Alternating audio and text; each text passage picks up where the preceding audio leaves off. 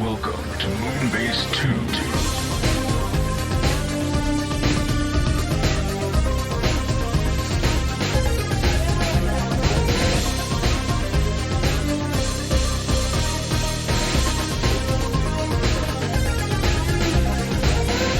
Hello, everybody, and welcome to the Moonbase 2 podcast. My name's Andy, Corporate Commander TFW, and I'm joined this week by the Keroro frog-riding robot of death. It's called Mikey G Wolf E3. Hello, Mikey.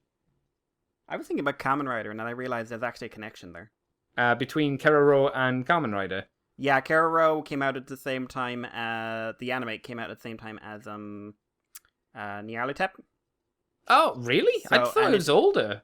No, it's older, but an anime came out at the same time. Oh, I see. Like, it was a manga first kind of deal. Yeah.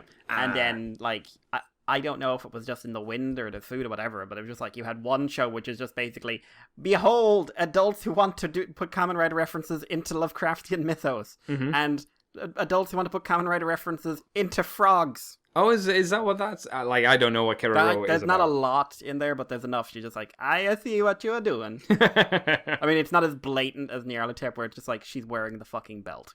Yeah, that was a good show. That was the height of its coolness when it did just the blatant ass references. What? Where she's just standing there with Gaim's sword and just like, yeah. Explanation? Nah. Don't give a fuck on my stage. Nah. We're not going to worry about that. I wonder Kokokara what kids... or no stage da.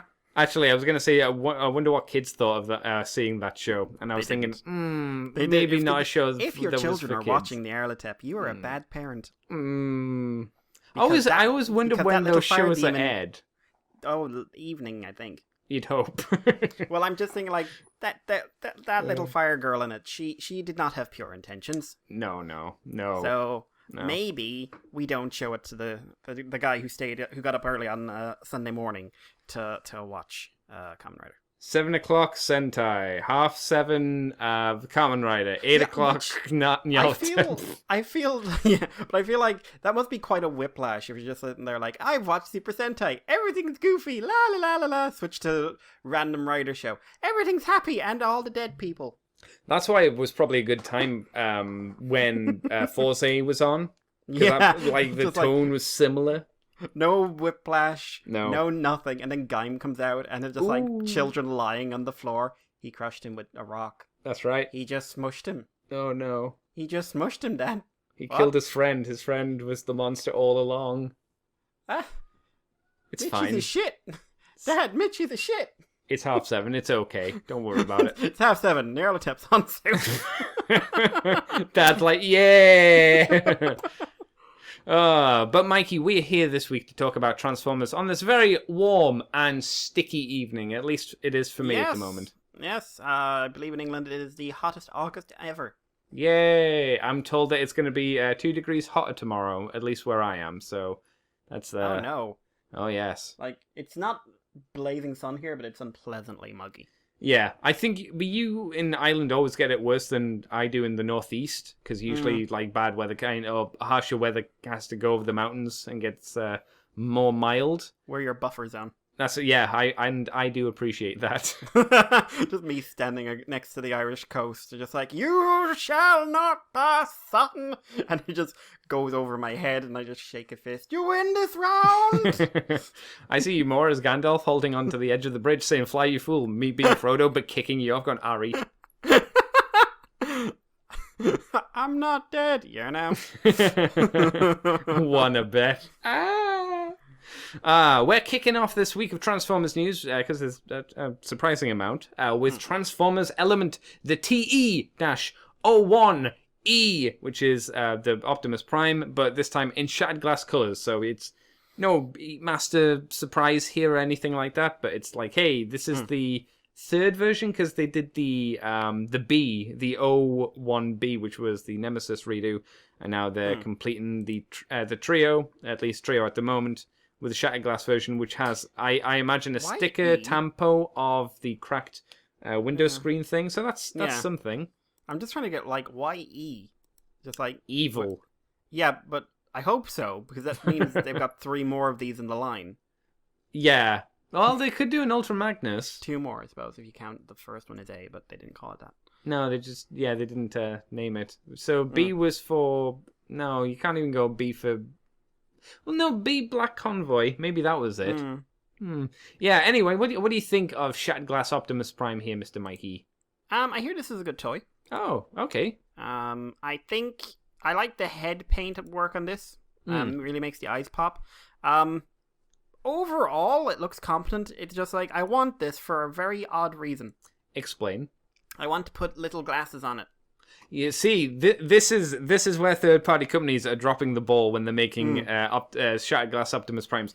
I think maybe it's just me, and probably just you as well, and maybe Jason Kirk. They need to start leaning heavily into the Gridman references. I haven't talked to Jason in a few weeks just because life has been absolutely insane, but I hope you're sitting there, Jason, screaming, yes, oh god, yes. He's very resentful of you not contacting him. I think he's just resentful in general. That could also be a thing. I mean, he's just unpleasant, really. Oh, damn! God damn. Although this reminded me of something I read during the week, which was like a list of different Transformers references in Gridman, because I checked that periodically to see if anyone spotted any new ones. They do frequently. Oh, wow, okay. And it's just like, they went through like, and Akane is meant to be Shattered Glass Optimus Prime, blah, blah. And then at the end, like, also like Shattered Glass Optimus Prime, she's quite top-heavy. And I just paused and read it back and said, what? Yeah. Like, I mean, you're not wrong, but... Yeah, I guess it depends which version of Shattered Glass Optimus Prime they're using. Which version of Akane as well. Yeah. Because, hey, what does it say? That, this is what your projection into another universe. This is what you want people to see. Yeah, it's true. It's true. Yeah. Also, apparently, because our world Akane wears white, so that is a reference apparently to Nova Prime. Because in the Shattered Glass fiction, Shattered Glass Optimus gets reformatted into a good version of Nova Prime. Is that a stretch? I don't know. If there was white with black in it, I would have said damn yes. Yeah. It seems a bit of a stretch. When there's nothing else really to like hammer that color scheme home. It might be a reference. The creators would know for sure, or the creators would hear that and go, "Yeah, we totally did that," and be like, "Nah, we didn't." Apparently, they had a big legal thing going on. Oh yeah, because wasn't one of the guys that they referenced getting all pissy about it or something? Yeah, but they had a couple. Well, there's him. He tried to sue them, but that didn't go anywhere. But okay, it was a different one. Yeah, this is they tried to shut down all hentai artists in Japan. Doing stuff about Gridman. Really? Yeah, they weren't happy. Eventually, they came to an agreement whereby you can sell hentai reference books and stuff like that, but only if they're not doing a product themselves. So they basically, apparently, like, someone was trying to sell a body pillow, and the only way they could legally stop them from selling a body pillow is to announce they were going to do their own body pillow. So now they have to do a body pillow they were never planning to do. That's amazing. Oh God. So I guess this is a good thing for someone that wants a body pillow, because it means it's happening. It's just happening. One. Yeah, it's happening officially. Yeah. That's weird. That's bizarre. I'm just like, we need to stop this legally, because if one person does it, loads of people will do it. And the only way we can do that is by doing one ourselves. Touche, law system. Touche. There is one in the world, but there will be only one. Do you have any other thoughts on the Shattered Glass Optimus Prime, Mikey? I like his finger articulation. That's it's kind of surprising, because he's is he Legends? I think so. Yeah, so that's quite impressive for a figure his size. No, actually, I think he's Masterpiece. Is he? No, he can't be. So. He looks a bit too simple for Masterpiece. I don't know. And I thought New Age was the guys... New Element were the guys that did Legend scale stuff. Or one of them. Maybe that was New Age. I don't know. This is the Andy Millman corner. Is it? Apparently. We don't call it that. No, other people do that. It's true. Lesser people. Ah, damn! Oh no, you're right. I'm looking at the Optimus Prime. And it's... Oh, but no, you're right. They are lesser. No, I'm just having a look at the... I clicked on the link to show the Optimus Prime, and it's kind of showing it next to the... I don't think it's Masterpiece scale. It's showing it next to... Do you remember they did the fancy boxed version of Evasion Optimus Prime, and he was upscaled or something, and they changed him a bit? Yeah. He's standing next to that box. He's not the same size as the box. He's a little bit smaller. So maybe he is Masterpiece scaled. I don't know anymore. Anyway, looks fine. Looks fine. Yep. I'll also take this because it's a very, very quick little bit. Transformers Element TE-02 Bumblebee Movie VB Beetle Bumblebee Color Prototype. I'm pretty sure we talked about this when we saw the uncolored prototype. Yep. Now we see a colored prototype, and it looks like Bumblebee, but now colored. So that's good. Would you agree, Mikey? I would agree. All right. Mikey, I want you to take me away to the new age. Take me away downtown. New Age have revealed their Agamemnon legend-scaled G1 Megatron. This is a prototype. Where was he at? I thought this was at a show or something. It looks like it's a display show. Yeah. Anyway, this is their legend scale Megatron. He will transform, of course, into a teeny tiny handgun, and this handgun will come with blast effects and will come with all the bits and bobs to turn him into the fully dolled up P45. Walter P45, is that it? Sounds about right. Yeah, I'll go with that. He also comes with the tiny gun he used to murder Optimus. Mm-hmm.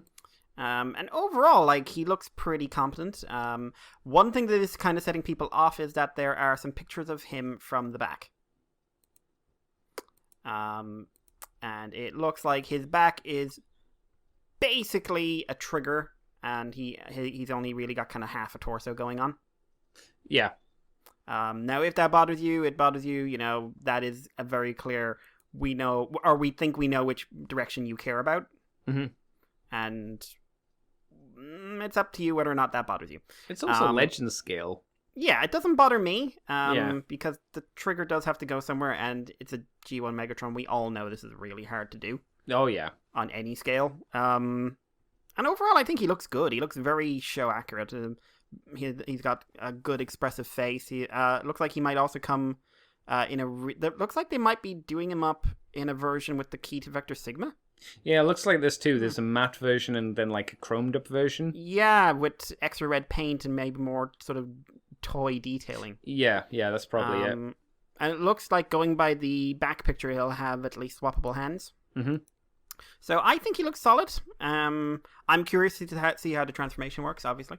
What do you think about him, Andy? Yeah, fairly neat. It is, again, a Megatron. They are trying to do the show accurate model, as we've just mentioned. Kind of hard to do. Even harder at a smaller scale. I think the images of him look okay. I think from different angles he might start losing some oomph just because of him being potentially quite thin around the torso area. He might lose some presence if you look at him from the side too hard. But yeah, I like the fact that his guns come with blast effects. I think that's a good kind of area to go into, which Siege has. And I'm hoping this kind of drips into, other third-party companies, because it's a simple little thing that can add a bit of dynamic stuff to your figures. So I'm all for that. Yeah, I might agree with that. Yeah, it looks fine. Yeah, looks okay. Be interested to see how, like you say, how it comes out, how it feels, because I don't think any New Age stuff has came out yet, because we talked about Starscream last week, or last 2 weeks ago. Theirs, wasn't he? I'm sure one of them was, Mikey. Yeah. The one that was also a gold bug. Maybe. I think that was theirs. I think we didn't talk about the Conehead Seekers either. They're kind of new. No. It's not a huge surprise, though, because we talked about Starscream last time we did a show, so it's like, yeah, the Coneheads now. It's like, all right, cool. Sweet. They got different wings and different arm cannons as well, so... Well, at least Dirge has. Dirge has his stupid giant missile armband floaters. While everybody else has the null rays. So there you go. Shall I take us on, Mikey? Yeah, take us on. Then, Mikey, Mech Fans Toys have the MS-26 Iron Skies Legend Scale G1 Astro Train in a grey prototype. It's going to be 12 centimeters tall.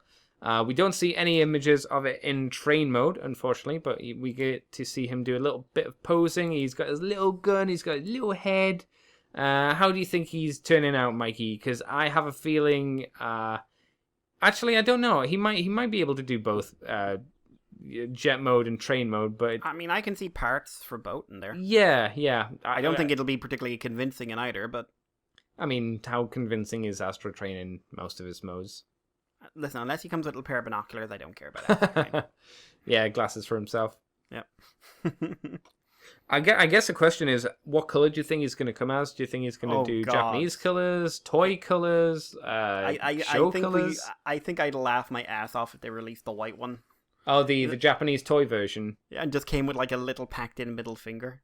Fuck you. This is what's happening. Yep. Oh boy. I like these better. Yeah, I'm interested to see. It's a shame we didn't get to see the other alt modes.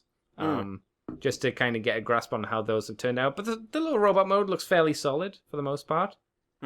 I don't know how he scales compared to their other figures from their line, though. But I guess we'll see all in due course, Mr. Mikey. Indeed. I want to ask you as well, Mr. Mikey. Yes. What do you think of the Firebird stuff that we've seen lately as well? Because I don't think it's big enough to do a full-on story about. No, So for anyone who doesn't know, Big Firebird has started tweeting us on Twitter. For some reason, which we appreciate. Yes, if you're listening, thank you. Send us free samples, please. Where Mikey's only partially joking, of course. Yeah, I'm not kidding. But they've been doing some toy show visits with Nicey. Her colors are a bit darker. Now, they said it was because of a paint job for the prototype. I kind of hope they stay that way. It was quite nice. I like them better in that. I always like RC with darker colors. Yeah, I don't think it's a good move for them to do since they're trying to sell it as an RC. Yeah, they probably want to get the pink right. I also noticed that they're using these extra head when they're doing these displays. So I'm wondering if that's just like, let's just oh, hi Takara. No, Yeah. see, different character. Yeah. Fine. And they've also been showing what are they? They're Henkei girls? Henshin girls? Oh, the little tiny bike ladies. So this is a weird one. It's going to be they've got prototypes out for 2 who are these little chibi bike girls, a red and a yellow one, and they've got another one which are like these twins who I think are cars, and they're going to make a combiner. The red forms like the back and bit of the head, the yellow forms the torso, and then the other two are the legs. Going by the art. The art's hilarious. The art made me laugh so very much. Yep. But honestly, they look kind of fun in terms of a design. They remind me of a better quality version of the garage kits of Anryu and Koryu. Yeah, I can see that. So now we actually are getting good versions of them. We don't need to care about breakable 10, 15-year-old garage kits, which I've seen sell for stupid money and probably disintegrate when you look at them. Yeah, there was actually a guy at TF Nation who had them and painted them up and owned them, and he told me about how much he had to like file down the thighs and the boobs, and even after all that, he showed me a picture and he said I could only do so much, and I was like, damn. God damn. Even after all that work, it's like, oh, you can only do so much. Apart from that, you basically just have to give them different legs. Yeah, pretty much. Yeah, those things were ridiculous. I know, it's great. Oh dear. But no, I think they look quite fun. They look like they're going to be simple little things. But the fact they're a combiner. Yeah, it's neat. But it's quite nice. Ambitious.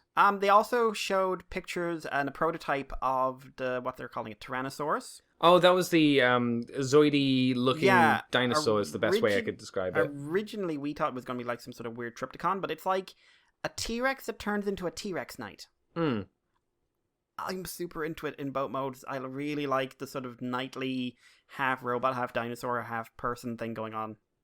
Each of those 3 releases that they seem to be focusing on at the moment is very different in style, which is quite cool. Very, very different. Yeah, you've got a chibi style, you've got a serious kind of dark knight style for the T-Rex thing, and then you've got like an anime girl one. You got your Gurren Lagann style. Yeah. Anime, or your magical girl. Yeah. But honestly, no, I'd like to, going by the tweets, they do not speak very good English. Fair enough. But I do know that they are they have produced toys before. All right. For the Japanese market, these are they seem, from what little I was able to read, to do original concepts for the most part. Nicey is kind of their first delving into trying to do a third-party figure. Right. Okay, that's interesting. So what they've small bit they've released before, it's more like the girls at the dinosaur. Oh, right. Oh, that's So neat. because I remember originally there was a lot of questions about, well, they're brand new on the scene, we don't know anything about them. RC's got these teeny tiny feet. Do they know anything Yes. about toy making or whatnot? And yeah, they seem to. Right. Also, it has been confirmed, and I feel sad I have to mention this, but I might as well. There will be no rubberized plastic on anything in the main robot, I'm shocked. and there never was going to be. I'm shocked, Mikey, because I had sources, Mikey. Let me tell you. Did you have sources, Andy? I had so many sources that could neither confirm nor deny these things, Yeah. nor show any evidence. From what I can tell, that basically was a rumor that sprung out of a joke comment on TFW in the very early days of this toy, I can't say I'm shocked. which I haven't looked in a bit, but probably very difficult to find since TFW is kind of wiping all knowledge of its existence. Boo. But yeah, and then that exploded out into, hey, malleable. Yeah, But no, it was never intended that she would have squishables. which is good, because it would make things complicated, I'm sure, for a toy designing aspect. Well, they would have a limited lifespan, Exactly. as they do in real life. Boom. Yeah, and hopefully we'll get more information. Luckily, they are putting up more stuff on Twitter, which is good to see. So, Yeah. Like, they're quite active now that they've turned up.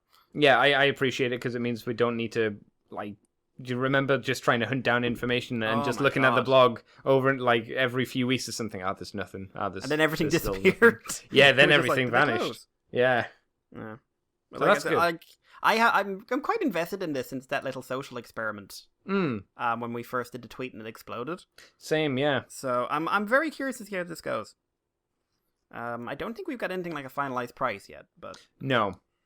and there's No. a Japanese company now that we know has done the toy market, which means they're probably happy enough to make it too expensive. Perhaps. Mayhaps. Yeah. But yeah, so keeping an eye on them. Her car mode, Nicey's car mode, is actually gorgeous. The issues I had with it aren't really with it, but the photos were from two very similar angles, so it didn't really show the full idea of how the car would look. I'd agree with that. From the front, it looked good, though. I think as you go around the side, you might see a bit...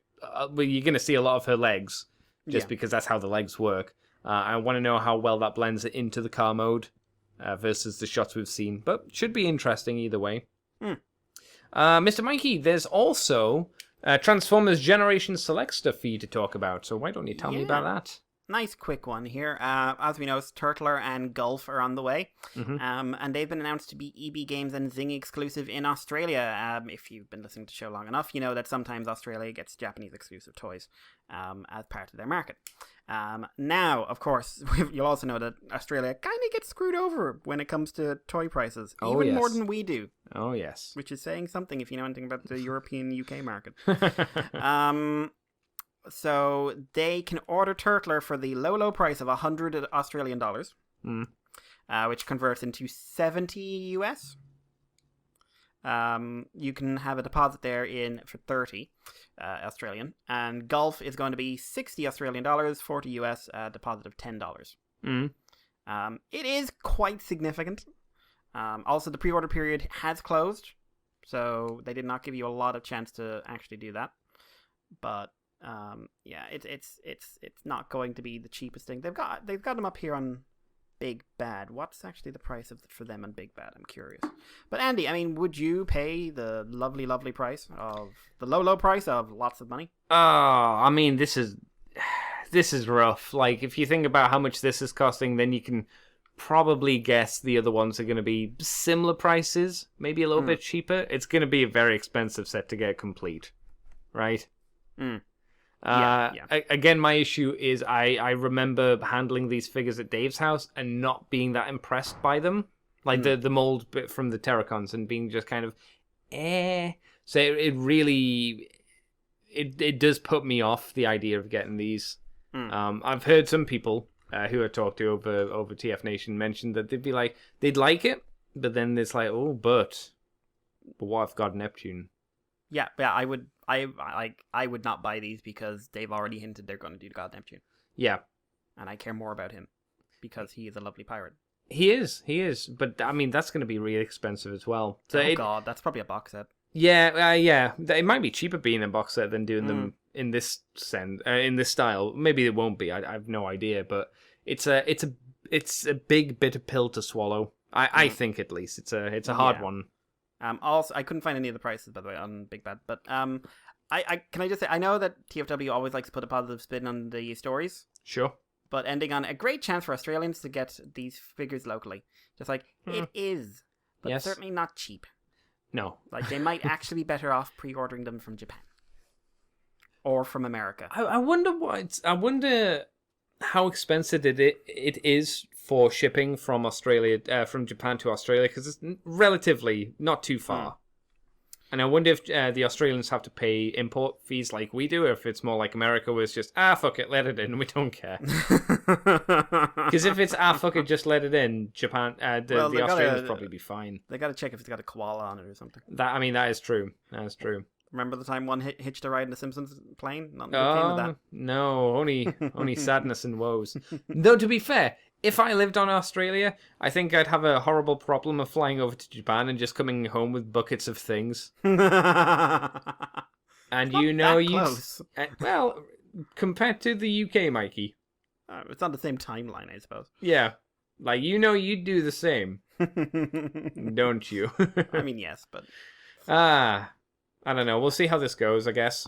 Yeah. The other bit of Generation Selects is that Nightbird and Power Dasher Zetar, who we see official pictures of this week, are both up for pre-order on the Takara Tomy Mall. Mm-hmm. They were going to be out on September 7th. They're up for 4,000 yen, or 38.50 if you're doing the dollar. Each are together, sorry. Each are together. Each. Okay. So not a crazy price, kind of what you'd expect. Yeah, I think that's fair. I mean, I kind of like him. Mm-hmm. I'm not crazy about her, but I'm also not crazy about that mold at all. Is it because of that mold? Because of that mold, and because there is a version of this character that I think looks way better. Yeah, she's still on my desk at the moment, and she looks great, and she's even got chromed paint on her as well. And if she falls over, it's, fiction accurate. Exactly.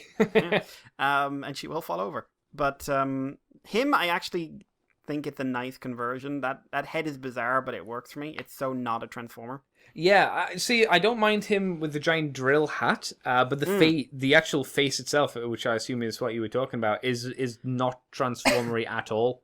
It kind of works for me, though. It's like he's a drone. Yeah. I mean, I know he's not. Like, I know they're a thing, but no one cares. Also, one thing I will say while I think about it, a bit of a public service announcement. If you wanted to get Slam Dance, don't. Why? His legs are turning to dust. He is coming. Slam Dance is the repaint of Flywheels, right? Flywheels, yeah. Yeah. And he is basically coming out of the box frequently with the left leg shattered. Oh, really? Is it kind of gold plasticky kind of syndrome? Don't know, but no one knows what it is yet. But basically, at the hip, his leg is literally shattered. Oh. Glass. So, and he, so you're getting him in a set, so maybe you're a bad person. You just got that, didn't you? No, I just didn't want to acknowledge it. So, keep an eye on it if you get him. You know how you spin this, Mikey? You call him Mr. Glass. Oh, no, that makes me even more annoyed. Yeah, Samuel L. Jackson. Oh. They called me Mr. Glass. Oh, you're pain in my hole. Damn. Well, it's good to. Well, I mean, it's good that you sent out the message for people who might be thinking about getting the figure, because I had no idea that was a thing. I hadn't heard that at all. I know that Keep your eye on him. I know. Go ahead. No, go ahead. I was going to say that Mr. Tricky was interested in getting that set, but didn't in the end. So maybe it was for the best that he didn't. I don't know. We will see. Shall I move us on, Mikey? Please do. Transformers Cyberverse Chapter 2, as it's called. Power of the Spark. Episode 1 to 12. We have the titles of the episodes and the descriptions. Do you want me to read the descriptions, Mikey, or should we just leave that to the people that are interested and just leave it up to people watching week by week? I would do that. I would do that too. So I can read out the titles, Episode 1, Sea of Tranquility. Episode 2, Bad Moon Rising. Episode 3, The Visitor. Episode 4, Bring Me the Head of Optimus Prime. Episode 5, Trials. 6, Dark Birth. 7, Parlay. 8, Starscream's Children. Wait, I'm worried because Windblade's in this show. Is she? Oh, no, that's... Oh, no. I want to read the thing. I'm not going to read it out loud. I don't know. Okay. I've seen one of the creators on this. She tweets a lot on this series, and I'm just saying, like, she'd do it in a heartbeat. She's probably thinking, like, if she's listening, she's probably thinking about doing it right now. You're just egging her on then at this point, then. It's a game of chicken, Andy. Oh no, never play that game. Number 9 is Spotted. Number 10, Secret Science. Number 11, Infinite Vendetta. And number 12 is I Am the Allspark. No, you're not.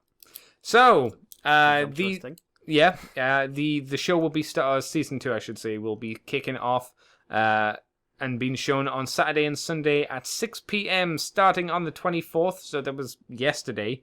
Yeah, in France. Yep, 2 episodes per day, with 4 episodes per week. Wow, that's a decent amount. Almost the DuckTales rate.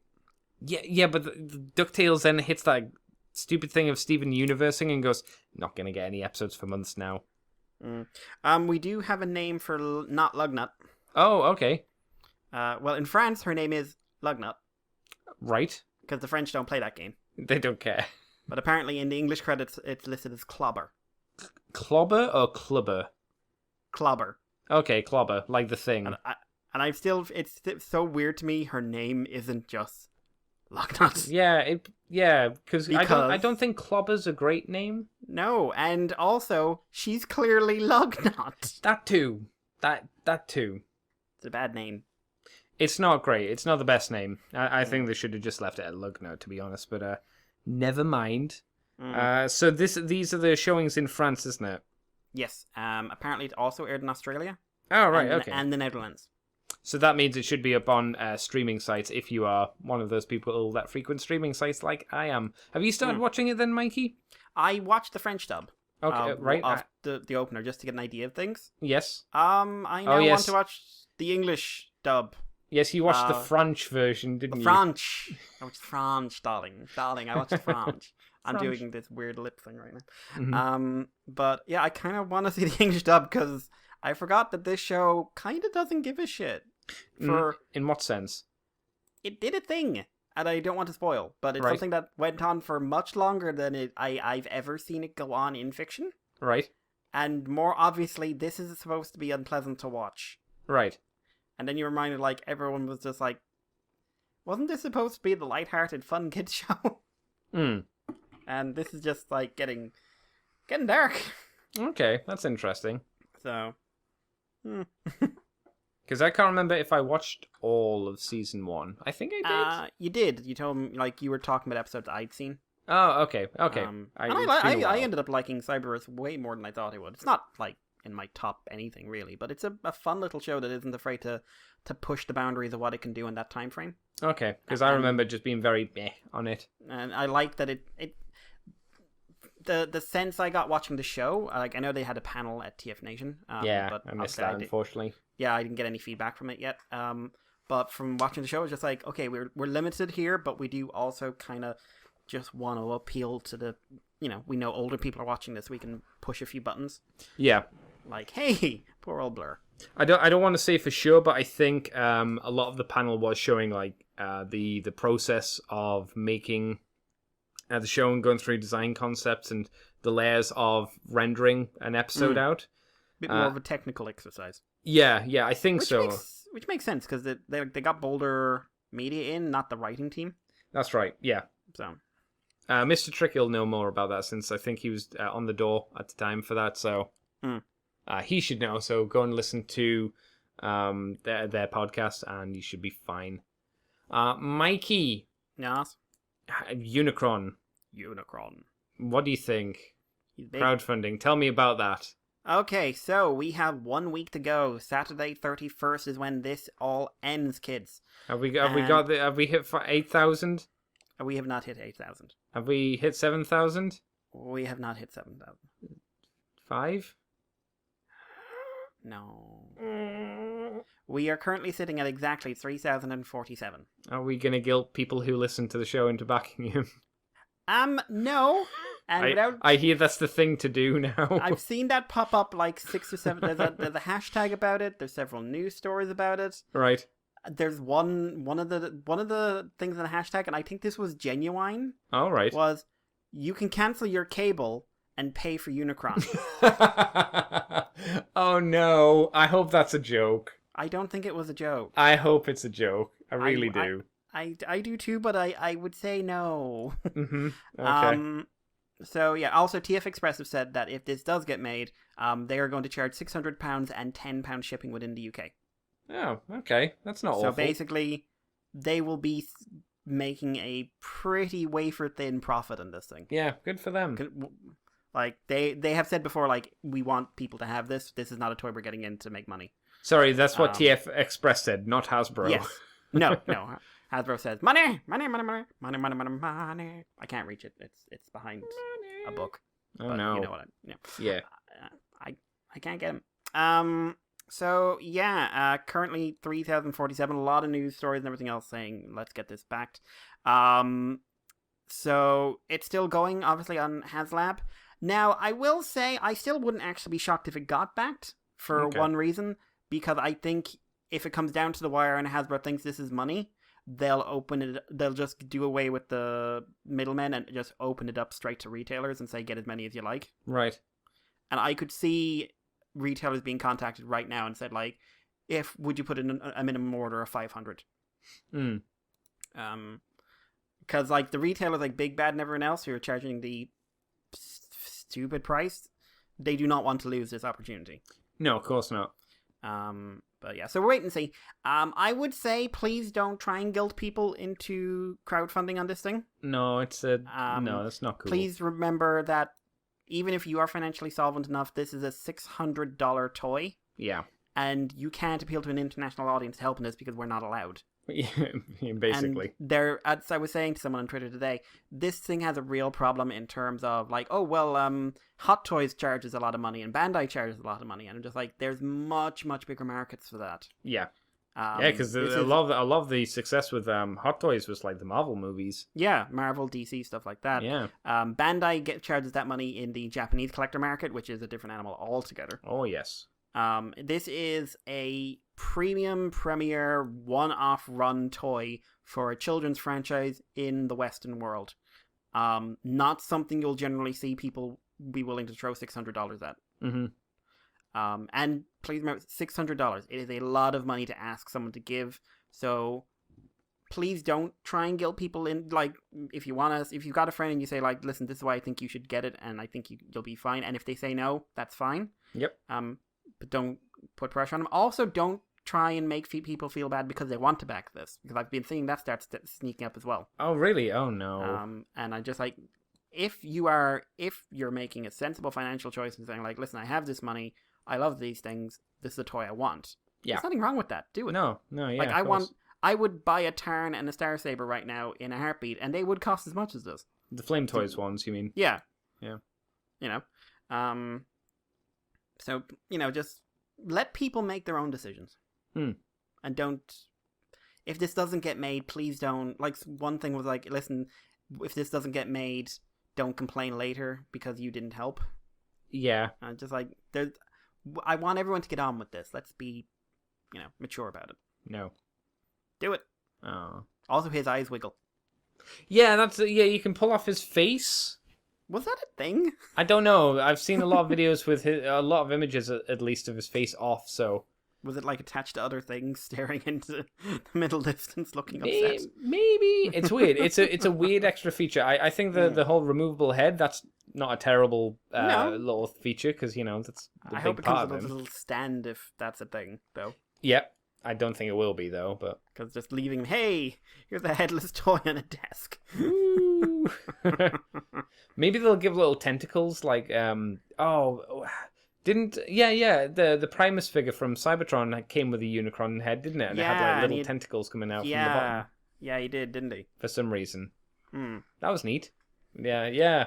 Unicron, seems it's starting to look less likely. I still, like you, I still say it's not completely off the table because things could change or it could flop and not happen, and that's how it be. That's how it does.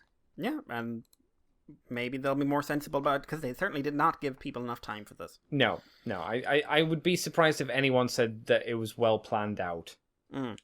I would be very confused if someone said, no, this was the perfect time for it to come out. I'd be like, really? Really? I don't know. I'd have to disagree with that, personally. I don't know. Should I move us on, Mikey? Please do. Because there were things shown at the Fan Expo in Kanaja Land. Apparently a big old convention that happens over there in Kanaja. With no standards, because they'll let anyone in.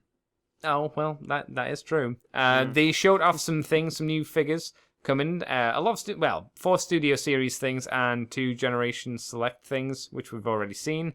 Yep. Was there anything else apart from the Studio Series? No, they had we had the official pictures come out, and then we just had these. Yeah. Okay. So the new figures that are shown are Leader Class Scavenger, to add more to the Constructicon team. There's also a Leader Class Shockwave with Brains, Wheelie, and Parachute Soldier. Does it go over his face and blind him while he's going like, nah? Probably. I don't know. I don't know if he has a nah feature, but you could pretend, I suppose. Voyager Class Movie 2007 Megatron. So that weird one. That's a brave choice, but yeah. We'll talk about that in a second. Yeah, and then, as I mentioned, the Generation Select thing. So where do you want to start, Mixmaster Mike? as well. Oh, yeah, and Mixmaster. My apologies. Yeah, what class is he? Oh, Voyager. Voyager class Mixmaster. So I think, would that be all the Constructicons? I think? I believe... I know we've got at least 3 so far. There's 3, because there's 7 of them. No, we need a flatbed. There's a flatbed in there somewhere. Okay. Because we've got Long Haul, we've got the Jumping Jack one, we've got the little T-Rexy thing. So then Mixmaster and Scavenger, or Demolisher, or whichever one you want it to be. Sure. He'll get repainted into Demolisher, I presume. And then there's a flatbed one, and there's one more. Yeah. There's the one who's got kind of a big Scrapper, I think his name is. Okay. Like he's got a big sort of like mace arm or something like that. Right. I'll take your word for it. Yeah. Because I don't know. Yep. I have no idea. So, Mikey, I suppose, where do you want to start off with talking about these? I mean, both you and I are not big fans of the movies, but I guess the question is, how do you think these figures have been turned into toys and how they stack up versus their original releases? Let's look at probably the most controversial one, in my opinion. I didn't know the controversy here. Well, controversial in that I never want to see it again. But movie Voyager Megatron. Okay, I see what you're saying. Okay, What do you think of him then? For what they're trying to do, it works surprisingly well. Yes, he certainly turns into the weird plane-shaped thingy he turns into. Yeah, and he's got the mace hand. Yes, I think that's very neat. And the robot mode does look like it turns into nothing. Yes. So that is workable. On the other hand, it looks like that terrible movie 1 design. And so they I know nailed people it. like it, but you're all wrong. Yeah. So, I mean, what's your take on him? He has really big, thick calf muscles. Yes. I think that's the biggest knock against the robot mode I have. I'm impressed he has the mace. And like you said, for the most part, it just looks like he turns into nothingness. So that's a plus. Jet mode is exactly what it is. It's certainly better than the original 2 releases, the Voyager and the Leader class. So it's got that. I know, not a high bar. Does it have springy feet though, Andy? Oh, I don't think so. I think we're years past that. Luckily now. And man, that toy is over like 10 years old. That's like 12 years old. That first Megatron toy. Oh God, yeah. Yeah. So this is definitely an upgrade. It's not a sideward move. It is certainly an upgrade. Mixmaster Mikey, I remember him being described, the original toy being described as an explosion. I only ever played with him once. How was he? Because I don't think I ever touched him. I think I threw him at a wall. Oh, right. Yes. He was frustrating. Grimlock alternators frustrating? More. Oh, that's impressive. Grimlock. Okay. But I think this looks more solid. It looks about as much as nothing as movie design should. Right? I mean, I don't like it No. as a design, which is kind of one of the problems some of these studio series always have. Sure. But it looks better. Yes. So that's my take on him. Yeah, okay, I think that's fair. I can't disagree. I'm trying to think if there's any, like... Well, no, I don't think there is. Okay, Scavenger Mikey, the big wheeled lad. I actually think he looks good. I mean, he's weird looking, but he's always weird looking. Yeah. He looks like he's got plastic wheels, which is a nice change from the last one. Do you wonder how he's going to stand? Do you think he's going to come with a little, like, thing to plug into? I really hope so, because otherwise he's basically not... Like, all the transformation in the world doesn't mean anything if he falls down his face when you put him down. Yeah. So I really hope... Or maybe there's some feature in the wheel where, like, there's a flip-out stand or something like that. Because the bottom wheel has a lot of divots in it, I notice. So I'm hoping there's something in there. Overall, I think he's turned out fairly well. Yeah. Yeah. So yeah, I think he looks like that character from the movie, who He does. technically never was. Yeah, wasn't he? What do you mean? Because Demolisher was the guy in the movie, and he was white. The scavenger only the scavenger thing. We see the vehicle mode once in red, and then the rest is like the actual scene. The famous scene is white Demolisher. Is it? Oh, all right. Not that you'd be able to tell with that lighting, but Okay, I'll take your word for it, because again, I have no intention of watching Revenge of the Fallen again. You could tell me anything about that movie, and I'd be like, whatever. Okay, yeah, I believe you. I'm not hearing commitment. Yes, no, you won't. You definitely won't hear commitment on Revenge of the Fallen. I'm sorry. The last one is Shockwave from Dark of the Moon, who comes with, as I mentioned, Brains and Wheelie and a parachute boy for some reason. Who looks like he might have an actual working parachute. Yeah, I don't think we get a really good idea of what Shockwave turns into. It's some kind of tank thing. It's I was never designed to have an alt mode tank. Yes, that seems fair. I remember people being fairly happy with the original Dark of the Moon one, if I remember, It's right? an okay toy. Yeah. Not brilliant, but okay. Do you think this is an upgrade? Because it looks like, at least for the robot mode, it looks a lot better, which I think makes sense. How do you think it's turned? You like it? I think Enough to buy? Well.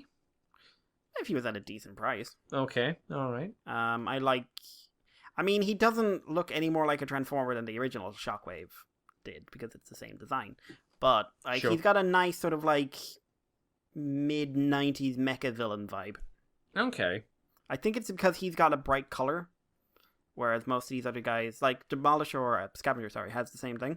Yeah. Like, the bright colors make them pop up a bit more, and it's just like, okay, maybe I'm not crazy about the fundamental concept of the design, but I don't mind the execution. Okay. What do you think of them coming with Brains and Wheelie and Parachute Boy? Oh God, why? Well, I mean, why who for which one? Do they transform? Does Wheelie and does Brains transform into whatever he turned into? Did he turn? I don't think he turned into anything. Oh, who knows? Yeah. Wheelie was an RC car, wasn't he? Yes. Yeah. But yeah, I think he's good. I think he's good. I'm holding out for the Siege one because half the Siege toys are on sale in Smith's at the moment, and I'm just waiting for the other half to follow. Oh, really? You can get Voyager Optimus for €15. But you don't want that one though, do you? No, I don't want that one. But if Shockwave goes down, I'll probably pick him up. Yeah, all right. Yeah, that makes sense. Mm. Well, talking about Optimus Prime, Mikey, from Siege, we did get to see the 35th anniversary version of Optimus Prime, didn't we? Yes, we did, from Siege. What did you think? And we see him next to the original. Yes. Tell me about it. I want it. Okay. Next story. These look fantastic.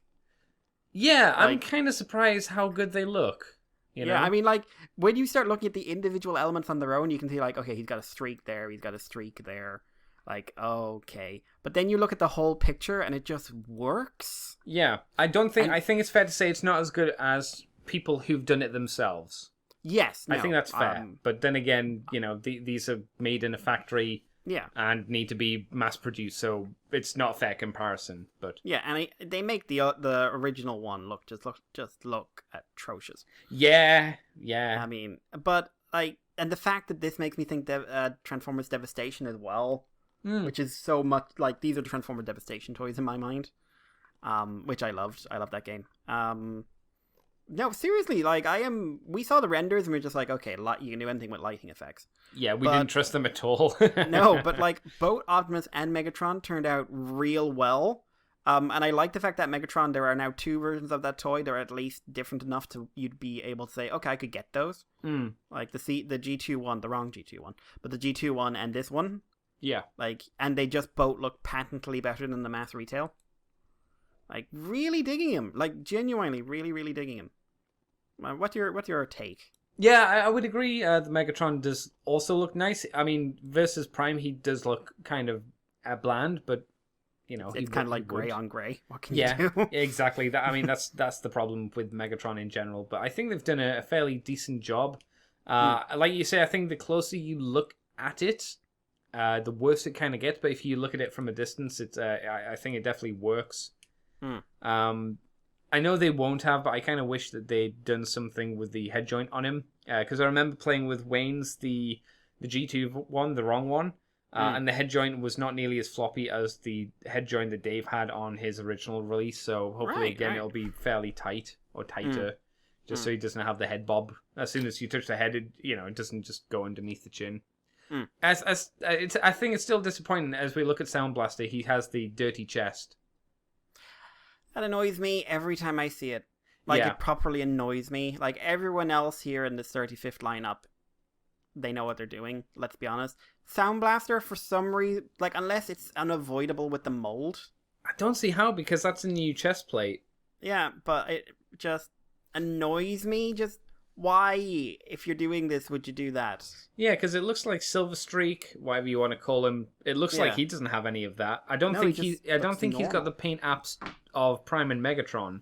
No, but none of the Datsuns have the paint, inverted commas, paintwear. I thought Prowl did. Didn't he apparently have it around not. his legs? Apparently not. No? Alright, fair enough. But like Soundwave is what, like, I had a laugh when I was listening to TFW a few days ago, and Chris just went, apparently no one likes that toy as much as I do. No, I don't like that toy. And I think that toy kind of didn't turn out very well. No. The robot mode's really nice. Yeah, but and then it fails as a transformer and as an alt mode. So that's 2/3 of it went wrong. Yeah, in my opinion. But Sound Blaster I love the Sound Blaster color scheme. Oh yeah. It's real good, and I was kind of super looking forward to seeing this toy with a cleaned up paint job. And here you go. Yeah, here it is. You failed. Yeah, disappointing. I'm not sure if this is enough to make me want to buy the Megatron or the Optimus Prime, but it makes me happier about thinking of doing it. Yeah, like they're now a consideration. They're not what they were before, which was like an eyesore that you could see. You could see the beauty beneath, but you were just like, I'm never going to encounter that. Yeah, exactly. Yeah, at least now it's like perhaps. Mayhaps indeed. Shall I take us on, Mr. Mikey? Right, so we have a TF Nation 2020 announcement and a theme. And using quotations. Theme. Yes, because next year, the 14th of August to the 16th of August 2020, we're going to be having TF Nation. And the theme, in massive quotations, will be Transformers Prime. That's a good thing. But... Yes, you and I were both very happy at the concept. Yes, but I have and it's a problem with this year's as well. I think it's been a problem with every TF Nation of what they consider a theme is very different from what I consider a theme, clearly. I go to Disney World, Mikey. I go to the Animal Kingdom. The theme there is animals. Yes. Right? Hence the name. I'm getting it. I'm getting the principle here. If we go by TF Nation's idea of what a theme is, I would then visit the Animal Kingdom, see a construction site, and then in the corner, see one lion. So that's what I take it is. The Beast Machine thing didn't really... They had Brian Drummond. And that's great. Yeah. But that's not a theme. That's Brian Drummond. No, because not even the evening entertainment was around Beast Machines. No, it was all animated. Yeah, so I don't know, and I'm pretty sure this has happened for the past few times we've had themes. I think if you're gonna tout it as a theme, you need to lean more heavily into it. Well, I would say it needs to be a core thing, which is an issue when I see this, because you and I are, I believe, what we'd call like quite up there on the Prime needs to be supported. Yes, I would say so. Yeah. And we were like, we could get Sumali Montano back. We could get Darren Norris in. We could get Darren Norris in. There's Darren Norris. He could come. Jeffrey Combs. Jeffrey Combs. Yeah. He could bring Darren Norris with him. There's people we'd really like to have there, but then you think about it, it's like, are they just going to ask Sumali back and James Horn, and it's just like, yay, we got RC and Wheeljack again. See, I was thinking they're more likely to get one other. Maybe nothing against Bulkhead's voice actor, but they just get Bulkhead's voice actor, and then that would be it, and that would be classed as the theme, and I'd be like, no. Or they'd get Dan Norris potentially, and then that would be the theme, and it's like, well, it's not the theme. It's just one person, and then you're kind of latching it on. So I want them to lean. I don't think they will, but I want them to lean heavier onto the Prime thing that they keep touting as a theme. I really want it to be a heavier lean. Not like an exclusive thing. Not like, and there's nothing else there. But no. Just have like 2 or 3 guests and have the evening entertainment at least focused around Transformers Prime.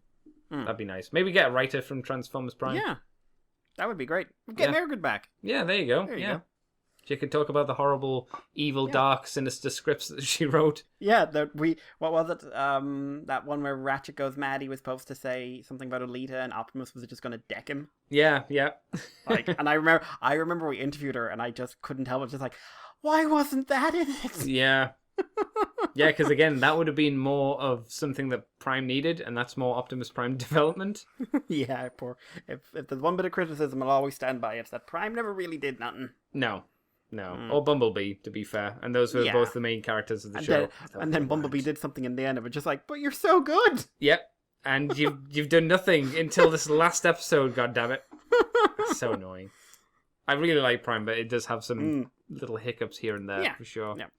But also, there was a rundown given to some of the panels, at least the important one, which was the animated Season 4 premiere stuff. There was no audio recording that could happen, because if this script is owned, or this concept line out is owned by Hasbro, so that's the reason it couldn't be recorded and distributed, because it's not theirs to do. Yeah. But they got permission to do it at the show. So what was cool was all of the voice cast pretty much came back to reprise their roles, which was very cool. Really? Yeah. That's amazing. Yeah. So I thought they were just doing the usual script reading thing. No. This is why I really enjoyed it. They got everybody back apart from, I can't remember, Tara Strong to play Sari.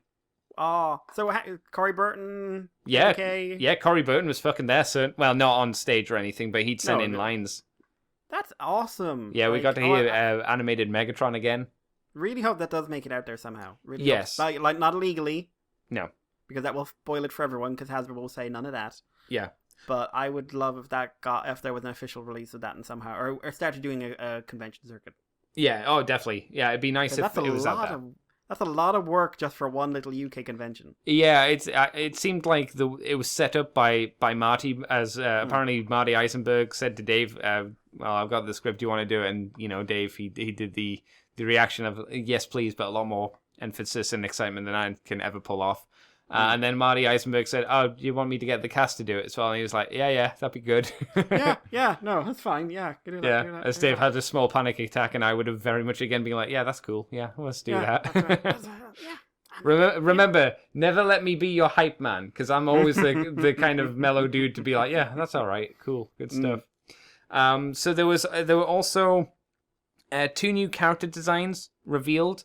One was I'm hoping it's in these notes because I can't remember the name off the top. Will we go through the notes, and then if they're in there, you can tell us. Yeah, because it was basically a 3-parter. That's how it was done. So it was 3 episodes. It was quite long. I think we were there about 2 hours, something like that. So let's have a look at. Oh, that was the actual animated panel. I'll read the premiere info. So the 3 parts. We'll go by point. Protoforms are handed over to the Cyber Ninjas and the new sensei, which is Diatlas.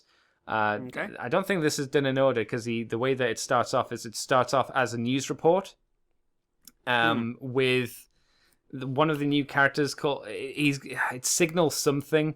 Signal Answer. Is Signal? It might be Signal Answer. Or is that what it says? Oh no! What? Don't tell me we missed out an animated Signal Answer. Maybe. He did have 2 or 3 satellite dishes, like on his shoulders. He had a satellite dish on his shoulder, satellite dish on his other shoulder, and a satellite dish on his head. I'm disappointed because he could have turned into a Cybertronian, like, stoplights. No, he wouldn't have done that. He would have transformed into some kind of, like, aerial dish or something like that, which is appropriate for a news reporter. Yeah, but then he'd have gone to Earth and be a stoplight because he'd be signalized. I can't confirm that was his name. I'm pretty sure it was Signal something. Again, Tricky might have a better recollection of that than I do. But he was doing a news report about the power struggle between Optimus Prime and Sentinel. There's a lot of resentment between those two because everybody who knew? they see Prime as the Ultra Magnus successor. And that's kind of what the 3-part is kind of situated around. It's about that the power struggle between those two, and then Sentinel Prime surprisingly fucking things up. I know. But he was so competent. I know, right? So, yes, handing the protoforms over to the Cyber Ninjas, that was one of the aspects. Sari is not one of the protoforms. She's something else. And apparently that was going to be talked about more at the end of season 4 rather than, in here. It was just kind of hinted at as she'd talked to RC a few times. And I think she phones up Sumdak at one point, and Sumdak says, "Oh, those protoforms are a lot bigger than you." And RC's like, "That's not true. Protoforms are this size. I'm a teacher. You silly little human. Stop back-talking me." Because RC was still very much in full teacher mode. Ah, right. A wake is held for Prowl. Yes, there was a wake held for Prowl. Oh yeah, Prowl died. Yeah, I'd forgotten that. And I was like, oh yeah, it was quite well done, I would say.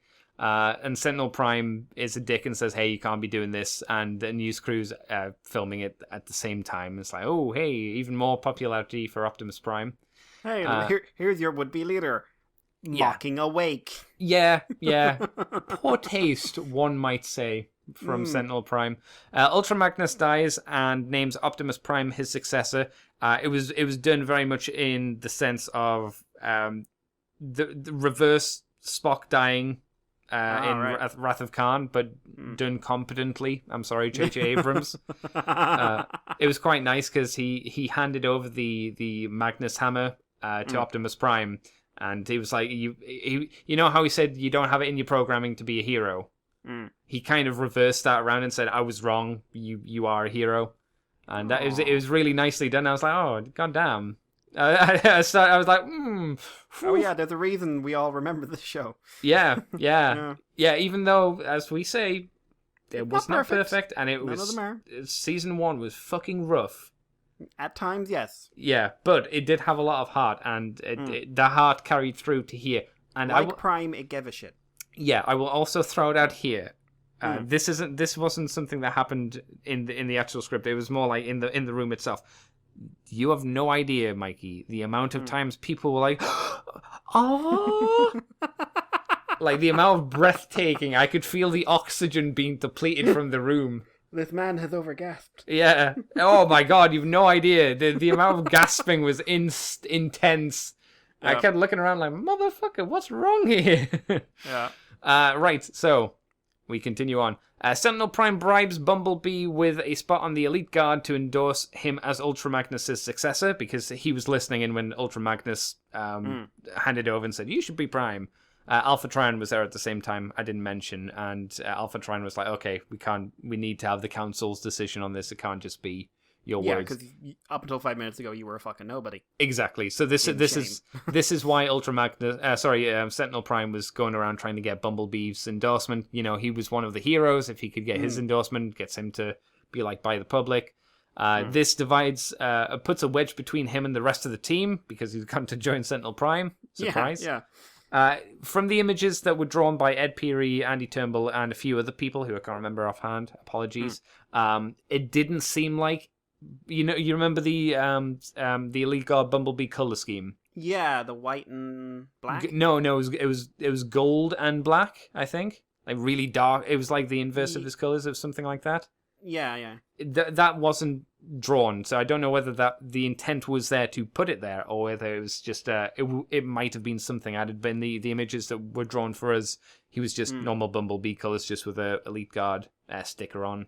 So I thought that was worth mentioning in case anybody was like, was he Elite Guard colors? No, he wasn't.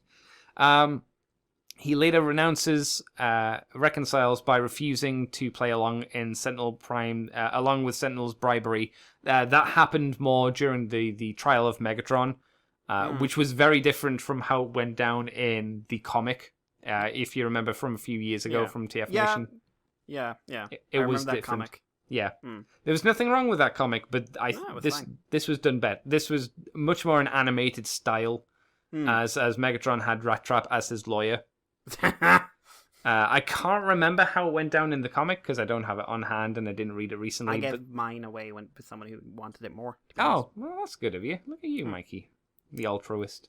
So the way that Megatron was going to get off with it was that Sentinel Prime said it took place all on Earth. Rat Trap was like, hang on there, Chuck. Where is Earth on this map of Cybertronian space?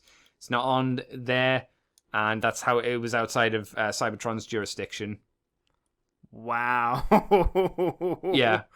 So it's like, oh wow, good work, Rat Trap. He did a surprisingly good job. Yeah. Well, what do you think? And Megatron was smiling all along, going, "Hey, fuck you."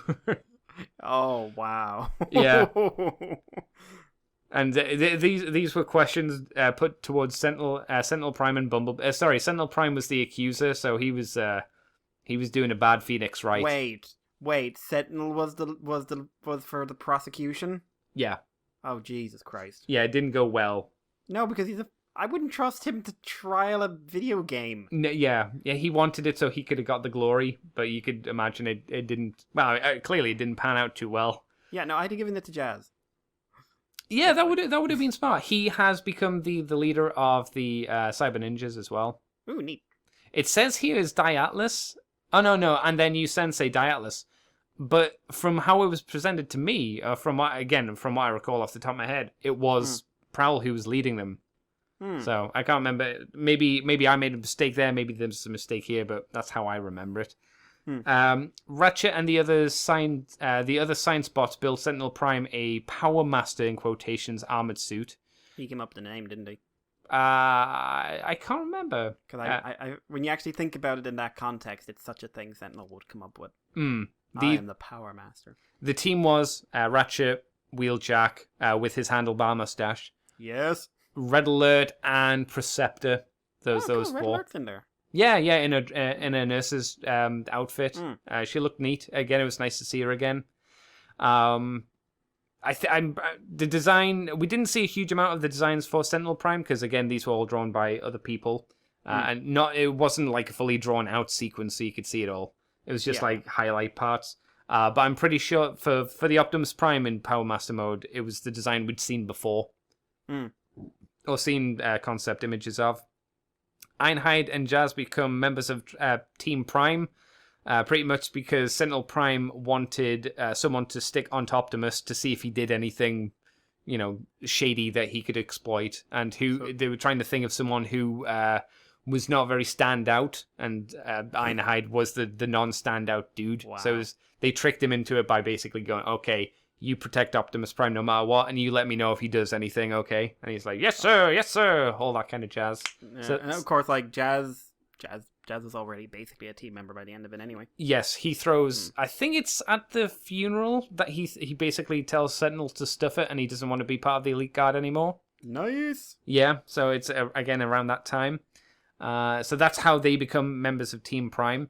Omega Supreme has a hard time fitting in on Cybertron as people view him as a weapon of mass destruction. Omega decides to dedicate himself to saving lives. One of the nice sequences that they had was Ratchet and RC were trying to go on a little date together to a McAdams Oil house. And he was, again, I'm going to have to paraphrase because I don't have anything written down. He was saying to Omega Supreme, Omega was saying, I don't fit in here, Ratchet. And he's like, no, it's going to be fine, Omega. People don't see it as a weapon. And he's like, no, I literally can't fit in here. And I was like, oh, that's cute. It's a good joke. Yeah. I like that. Yeah, no, yeah. I mean, that's an animated joke, isn't it? Because you can see how the shot would be as well. You could see it would be a tight shot on Ratchet, and then it would pull out, and then you'd like, see... or an Omega's like leaning over, or it's like him standing next to the building. Yeah. He's like looking through the door with his giant face. Like, I want to be in there. Yeah. So that was another thing. The Decepticon attack, the Decepticons, the Char ones, I should say, like Oil Slick and that group. We also saw a design, it didn't specifically say this, but someone, I think it was Ed who did the design for it, did Mindwipe was there as well. Oh, neat. So quite nice. Again, the script just seemed to suggest the Decepticons from Char attack. They attack the Energon farms that Bulkhead do, led by Obsidian. That was something they did mention. So that I think that was the first time we saw Obsidian. Yeah. A later raid sees Team Prime sans Bumblebee. I think there's a mistake there. Without Bumblebee means sans. Okay. Sans Bumblebee to fight Team Char. There's also a new guy called Tractor. I remember him. Tractor. Right. He was... Again, it's annoying because they did like 4 lithos or 4 small postcards for these things, and they didn't have the new character in there of this counterattack, and his design, which was approved apparently, so it wasn't like a random one. Yeah. It was a very stereotypical farmer with a big like beard. If you can imagine that, he looked like a stereotypical farmer if he happened to also be a giant robot. And his name being Tractor was quite cute. So those were the 2 designs that we got, the 2 new designs. The other one I mentioned, the news reporter, again was, from what I remember, approved, and it was said that this is what would have been in the show. So that's neat. So they fight Team Char. Rat Trap, here named Rattletrap, which I think we knew, was Megatron's defense attorney. He gets Megatron off the charges, which I mentioned. Megatron launches Trypticon Prison into space. So I suppose I should talk about how this happens. Yeah, because I'm curious. Yes, okay, so, again, trying to remember everything is tricky. So Megatron and the Decepticons are held in Trypticon Prison. Sentinel Prime wants to get information out of him once the Decepticons attack the Energon farm so they can, find the Decepticons and beat them back to Kingdom Come. And Megatron's like, oh, I'm not going to tell you. And he's like, if you don't, I'll get the mini-bots on you. And he's like, oh no, not the mini-bots. He says it in that kind of way as well. Yeah. The minicons, sorry, not the minicons. Because Megatron has apparently, in his incarceration time, learned how to speak in minicon. Oh, naturally. Yeah, well, he had a lot of free time, so he's just like, yes, I've learned how to talk with them. He also thinks of them as a lot more effective than his usual minions. To be fair. Yeah, very much so. The minicons seem to almost be described as what I would imagine the Armada minicons were, because they were described as beeps and boops and like internet connection sounds. Yeah. And they were again described as quite small, so almost like I wouldn't say scraplet size, but again quite small. And they would be the ones to there was a sequence where Sentinel was talking to Megatron and it's like, if you don't tell me, I'm just going to get the information out of you through the minicons. And the minicon gets a drill and starts boring into Megatron's head. So, I thought, oh, that's a bit fucking dark, but okie dokie. It's cool, though. So the minicons are not without weaponry. So Megatron learns to converse with the minicons and convinces them to be on his side.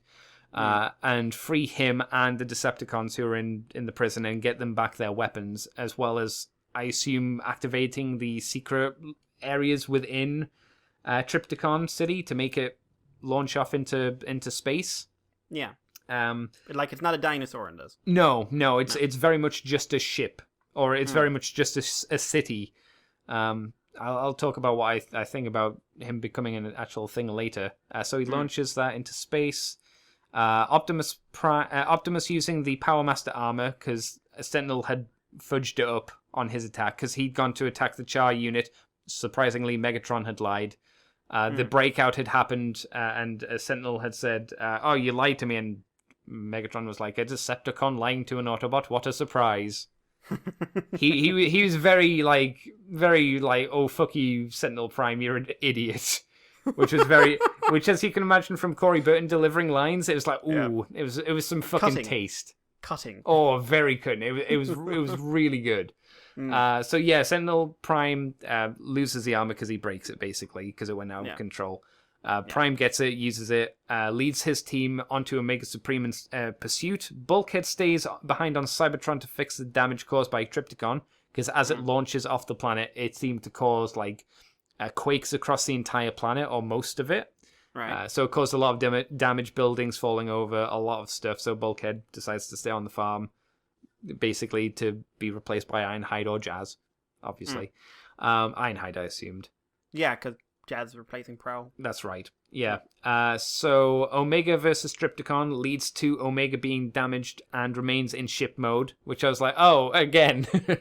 Please, I just want to walk. Yeah. Ratchet had to shut down his higher brain functions yet again. God, that was been fun for him. Yeah, I thought to myself, it felt a little bit weird to be doing the same thing again.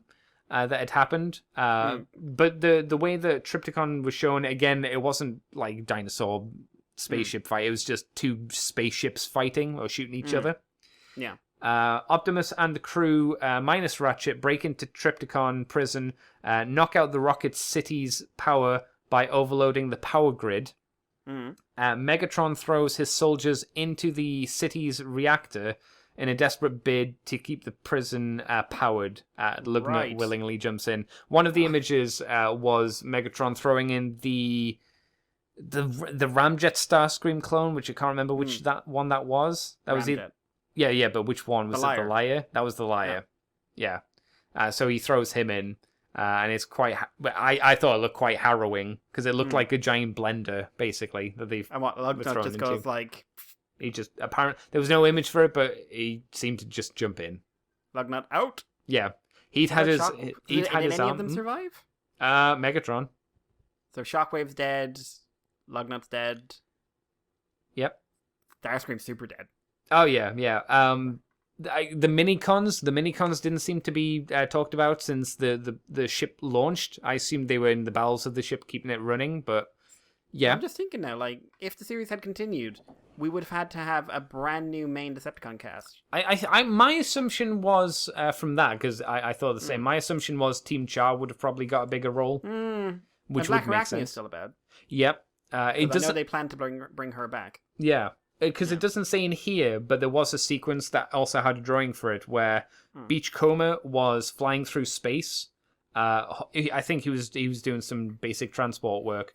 He was in a vehicle that looked like Wheeljack's alt mode, a Cybertronian alt mode from the G1 episode, the first episode. If you can picture that. Yeah. But picture that in the Mystery Machines colours from Scooby-Doo. He was voiced by Tom Kenny in a not like an obnoxious like surfer voice, which you've heard, but it was that surfer styled voice. I'm stoned and I'm happy. Yeah. He was attacked by Blackout. Good. And thrown into space. Oh, naturally. Yeah, so that was the beginning of the attack on the farms. So maybe he's dead. Maybe he's not. He's certainly he's going to drift through space. So and just next to him was a big blue cube. Yes. Yeah. It was drifting together forever. It could be. After a showdown with Optimus Prime, Trypticon prison crashes into Earth, landing on top of Dinobot Island, and that is how I assume the him turning into a dinosaur would probably occur. Like scanning Grimlock at some point. Something like that, or maybe the minicons would look at Grimlock and alter Trypticon to turn into that. Something to that effect. There was a nice image of like scavenger, scrapper or something with the Dinobots looking up and going, no, not again, before the city lands on him. A giant impenetrable shield was placed around the city as well, so no one could get in or out of Trypticon prison. So it would have been, the Decepticon base just near Detroit, because Detroit apparently, because it doesn't say here, but Detroit was producing, for some reason, which wasn't explained in the thing, natural energon. And because it had organic elements to it, it was more potent than the stuff on the farms, which is why Megatron was heading there, because he wanted to get that energon, because it was very, very potent. Did Megatron have his regular body, or did he have the Season 4 body? No, he had the regular body, and Prime kicked the shit out of him with the Power armor. So his gun was broken. I think there was a shot of his sword breaking as well. It's the only shot I've got, the only picture I got, because there was 4 that they did, and it was Prime like hitting him, with the hammer and his gun exploding. So I think that would have been the push for Megatron to get the Season 4 Super Megatron mode. Yeah, which we'd seen. So like you'd see Megatron to start Season 4 would get his ass kicked. And then throughout Season 4, it'd be just like, and now I'm going to build myself up so you're all fucked. Yeah, exactly. That's how I assumed that would kind of go down. I'm trying to think if there are any other like major things that I've missed out. I mean, do you have any questions that might jog my memory? I mean, it's quite hard. It's quite hard, being on the outside and not seeing. But I think it seems pretty comprehensive. Like, yeah, it felt like a very comprehensive show. Like it felt like each part was done. And you could go, okay, yep, that's part 1, that's part 2, and part 3. And it felt like a really good, solid intro to a Season 4. I would have been very happy to have seen it happen. Obviously, it didn't.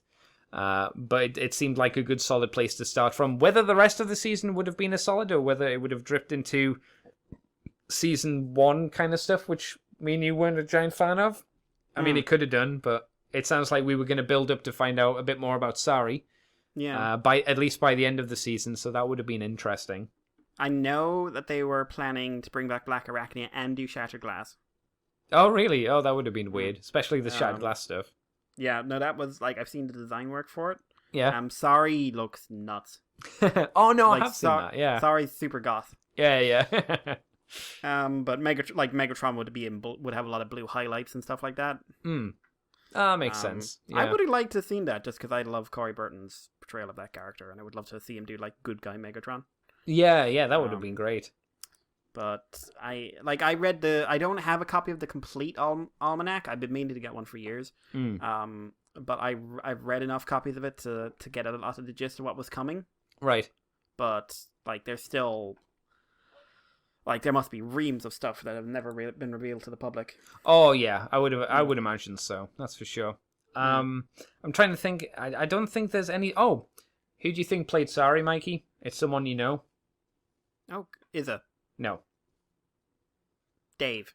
No, oh God, Jesus Christ, no. Keizawa? No. If you give up, that's fine. Yep, I give up. It's Amy. Lady Our Wreck Amy. Our Amy. Oh, God. Yeah. Apparently she didn't know she'd be voice acting, but not exactly alongside, but with the voice actors. So she was a little bit, I think she was embarrassed, bless her. Oh, Amy's great. Yeah. There was one, the narrator that you might remember who's done the previous, like, script readings? Yeah. He did bits as well. Not a huge amount, but he did bits. The way it was set out, the way the script was read, it was read very much like a plan of the episode. So a voice actor would describe. They wouldn't only just read their lines; they'd also read the section that they were doing. So if it was a Megatron section with a Megatron line, it would be Corey Burton doing the Megatron voice, talking about being in the prison cell and what was happening and what everything was doing. Like, so it's literally something that you could give to a storyboard artist to start drawing out and around, plus the script. So it was a strange format. And if it was done by just like regular schmoes, I don't think it would have worked. But because it was done by the voice actors, they were able to carry it. Some of them, I think, did a lot better than others carrying it. And that's no fault of the voice actors, because they were also having to do voices and also distinguish when they're talking versus when they're just reading the stuff. But I mean, Corey Burton was fucking standout. Yeah, it's Corey Burton. Exactly, but It's like, oh no, Corey Burton did well. Who could have foreseen? Oh no! Destroyed Ruined City. Who could have foreseen this, Corey Burton? Oh dear. Corey Burton sees all. Exactly. Do you want me to go through the animated panel as well? Because I wasn't there for that. I think it's worth at least because I was just flicking through now and there's some stuff in there I find interesting. Yeah, okay, so I'll read this. Power Master Prime was a Hasbro request to allow Hasbro to release a larger size / priced character. Marty worked it into the premiere. Okay, that makes sense. Yeah, that makes sense. And we did, we did get a kind of Power Master toy out of it. Kinda, but that was only released from Japan. Yeah, it was in more Japan. Gaijin, right, really. Yeah. Hasbro also requested... Yes, I totally forgot about this. Optimus Prime in the thing were given flames as a badge of honor. Right. To take the piss out of the movies.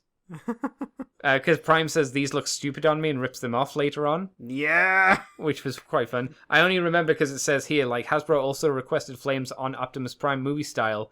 This would have been a repaint on the toy. It popped up in the outline as a signifier of a high honor awarded to Optimus Prime. So he gets them in part 1 or part 2, and then he rips them off in part 3 or something, saying these are dumb.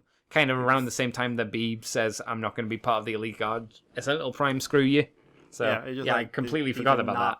These are not my color. Yeah, the fact that they specifically said they thought they were stupid in the script as well, as part of the script, I thought was nice. Nice. Focus would have been on minicons, but the other Decepticons would have eventually came back. Oh, well, there you go. I'm curious now because I love no one wants to see Lugnut die, but no. Yes, I wonder what that means because it could mean, because this is I wasn't there, so I couldn't say whether that means the Char Team Decepticons or the ones that were thrown in the machines. Yeah, I'd be curious. Yeah. I'm assuming in some way, Starscream's ghost or something would have shown up. Yeah, probably. I mean, I'm assuming so. Yeah. Megatron was completely losing it at this point in the story, described as not quite Beast Machine's genocide, but on the way there. Right. Was completely losing it at this point in the story. I don't know what that means exactly. Basically, he'd gone off the deep end. Okay. Oh, I see what it's saying. Yeah. Okay. Marauder Megatron was a Hasbro request. That's a good request, Hasbro. Yes, well done, Hasbro. They wanted a triple chained design intended to make Megatron a huge threat to the point where he didn't need minions. Huh. That's interesting. I guess that makes sense. Makes me worry that how much focus the Decepticons would have had then. Yeah, well, later on they say just skipping ahead, human villains were phased out on purpose, so I don't think we'd have suffered from and here's all Meltdown and the rest again. Oh, that's probably why we may have got we would have got the Shattered Glass stuff as well, I guess, to kind of fill in that stuff. Probably a bit of that. Yeah. Or Soundwave probably would have made an appearance or two. Yeah, that would have been nice. Get him and Megatron together. Yeah, right. Have they ever met? No, because he was a purely Earth-based dude, as far as I remember. Maybe I'm wrong. Maybe he did in season 3. I can't remember. No, because they talked over the radio when Soundwave was being made. Is that it? Okay. But because that's why he has the Decepticon symbol. That's right. Yeah, but I don't. Apart from that, no, I don't think they've ever met. All right. Writers never figured out exactly where Sari was going. Okay, they were doing a Lost, I assume then. But her journey was the story of Transformers Animated. Makes sense. Idea was the finale would have been the end of her journey. Still that makes sense. Yeah. Beachcomber was intended for season 3. He was supposed to catch a long arm turning into Shockwave. His reaction, dude, not cool. Then Shockwave kills him. Oh, God. This was cut for time. Beachcomber was intended for a scene in season 4 where Blackout would have killed him, which is what I mentioned earlier. Yeah. So, if Beachcomber's scene hadn't appeared in season 4, he would have died in season 5. Marty didn't like Beachcomber, apparently. So you know how we were just talking about maybe Beachcomber survived? Seems like he didn't. He was fucking dead because Marty fucking hates him. Fair enough. Hasbro, let me kill him. No, let me kill him. I will kill him. That's amazing. I buy every Beachcomber toy. Do you know why? So I can break them in front of the others. He has a kiln at home. Just melt him. Unicron considered too big for animated. Good. Wise. Yeah, I don't Very think Unicron needs to be in everything. No, or most things, really. Agreed. No plans to have Megatron become Galvatron in animated. That's fine. Also, I'd say that's wise enough. Yeah, I mean, they're giving him a super mode, making him Super Megatron, so sure. Yeah. I mean, I know, like, part of Cyclonus' backstory was that he might be a time-traveling future version of Skywarp. Oh, right, that's cool. Okay. So, like, there's a reality out there where Unicron was a thing, but you don't need it. Yeah. You know, we don't need to do G1 for everything, you know? No, and who knows, maybe, like, a future episode could have had Galvatron in it and Megatron versus Galvatron kind of thing. Oh, man, I'd have paid to see that. Yeah, that would have been neat. I always paid to see that. I love it when those two meet. No plans for him. Shattered Glass episode was intended for Season 3. It got bumped when Season 3 opener was made into a 3-parter. Oh, interesting.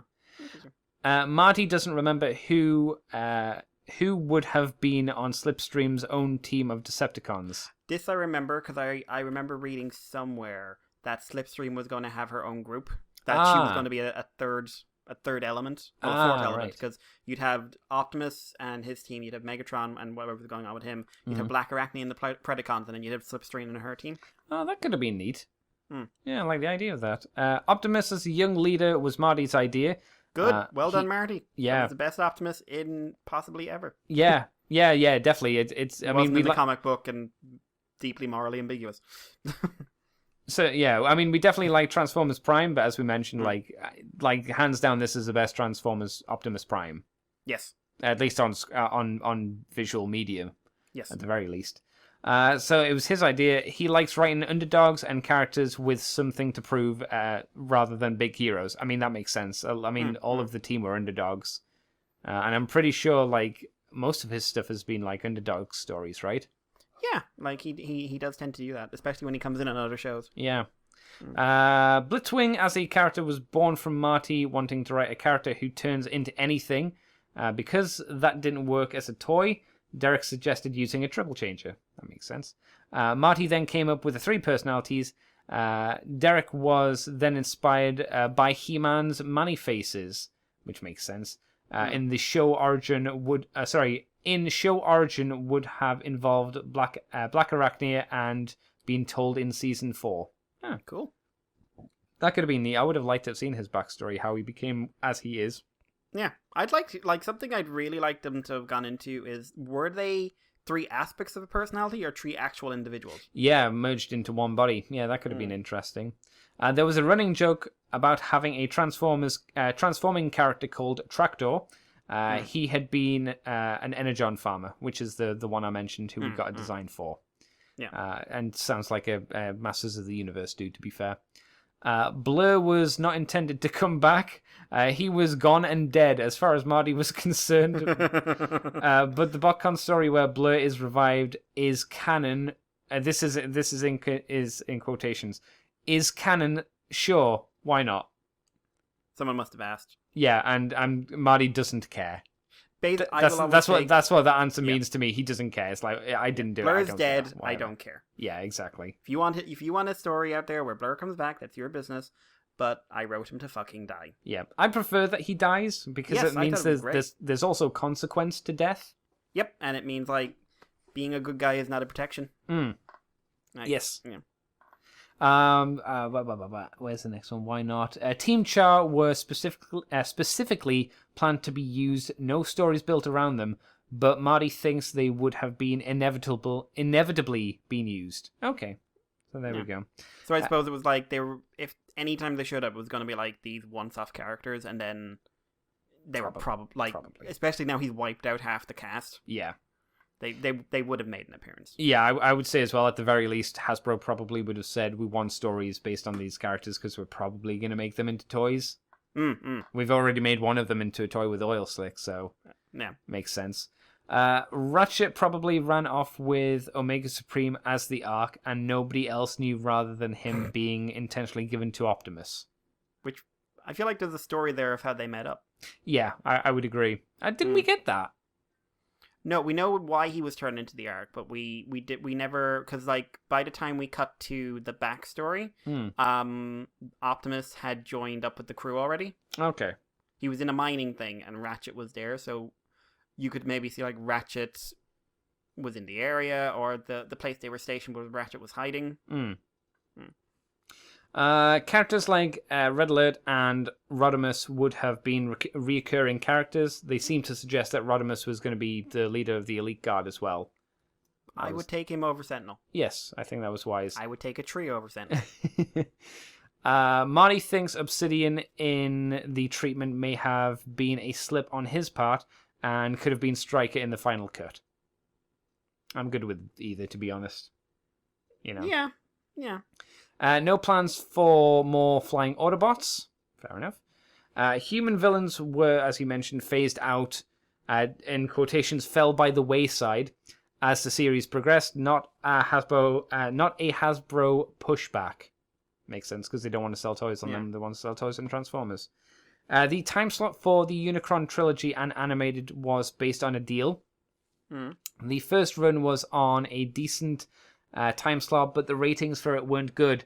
It had been moved to an earlier time slot. Okay. Okay. Cartoon Network wanted Marty and crew to age up, in quotations, the show for season 3. It sounds like it, as he threw people into a blender, effectively. To reflect the network's other shows at the time, specifically Ben 10 and Clone Wars. Oh, yeah. Yeah, but I remember that, but animated was more mature than Ben 10. I don't know. I'm using the word mature because I've seen all of Ben 10. Yeah, I don't know about Ben 10, but Clone Wars was pretty mature. That was a good show. Clone Wars they were going through the stage where they were trying to draw in older viewers again. Yeah, they did a good job. They drew me the fucking. Jesus, that's a but good then they show. stopped doing that and just wouldn't stop repeating a bad Teen Titans show over and over. Oh, you mean Cartoon Network? Yeah. Over and over. Yeah, they stopped trying.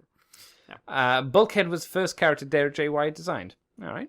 Lockdown was based on wanting a version of Death's Head that Hasbro could own. That makes a lot of sense. Yeah, that makes a lot of sense. Even his design makes a lot of sense now, knowing that. I'm sure that might have been common knowledge to a lot of people, but I didn't click on that. I had no clue. No. Chances of actually seeing a new season, in quotations, and I'm not really surprised by this, slim to none. It's like, at best, people, at best. I don't know how the legal things work between Cartoon Network and Hasbro now. We haven't even gotten full it's probably DVD fine. releases. No, exactly. Or Blu-rays or anything. Yeah, I think at best you'd get something like Samurai Jack or Invader Zim or something like that, a one-off movie. I mean, I'd be happy with that. Same, but I don't think it's coming back. I'm surprised someone asked that, thinking it would even happen. Comic, a smaller investment, but up to IDW to decide if they want to do it. Marty would be happy to write it. Cool. Marty says, if you want to know more, get the Allspark Almanacs. There should have been an extra point at the bottom. Jim smiles. That would have been good. So there you go. That was that panel, Mikey. Some quite interesting things, I would say. Yeah, for a Beast Machine show, it was very much an animated show. Yeah, exactly. Yeah, this is not that I mind, but then just don't call it that. I also went to 2 other panels. They were kind of the oddities ones. One was basically kind of summed up as get Jim's new book. It's coming out. He'd basically found a lady had contacted him who was a furniture person or something like that, and went dumpster diving and found a load of the old Marvel Sunbow stuff from the cartoon. So there was original design sketches for like Cybertron and what the Cybertronian lamppost would have looked like, with a little quote, we're going to change these, obviously, to replace it with Soundwave later on. There was some other designs. One that stuck in my mind specifically was a G2 Grimlock, Mikey. I think you would have wanted. So it was Grimlock, yellow, with blue stripes, tiger stripes on it. Oh. Yeah. They described it, like him and Chris described it as feeling very Jurassic Park's Toys of the Time kind of idea. And I thought, yeah, that makes sense. Very specific, line in Jurassic Park, but I'm not going to get into specifics. I think we actually got a third-party Grimlock, or someone did a repaint of Grimlock to look like that. So I don't think that's a massive surprise. Okay. Yeah, so it's not the biggest surprise, but it's the first time I saw it. There was some other... It's hard to remember all of that stuff, because that happened on, I think, the Friday night. The one I remember better was like specifically toy stuff shown by the Space Bridge. So there was some Diaclone adverts. There was a video from the original toy show that the Hasbro executives went to back in the day to get the original Transformers. So that was quite interesting because it was old. There were also shots from toy fairs in Japan where there was a guy dressed up as Chrome Dome in a Chrome Dome outfit. For a toy fair. There were also giant inflatable 6-shot and a Chrome Dome there at the time, which was kind of hilarious. A lot more of the toys were based off of Diaclone designs than we knew. They may not have been Diaclone made toys, but they were based off designs like Metroplex was originally a Diaclone toy, which I didn't know. And there was an image shown of him in grey and red. No, I think I did know that because the combiner torsos were all originally intended to attach to him. Yeah, I think that was mentioned. Because that's why they have little fake base modes. Mm-hmm.